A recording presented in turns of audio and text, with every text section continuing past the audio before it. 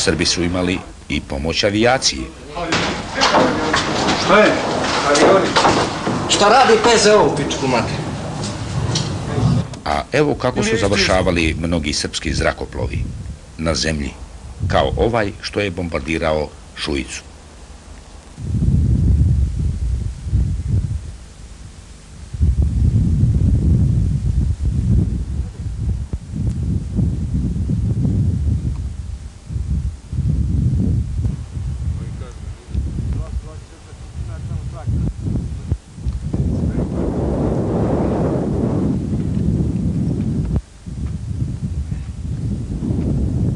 Puna mu guma pa nije se mogao dobro spustiti.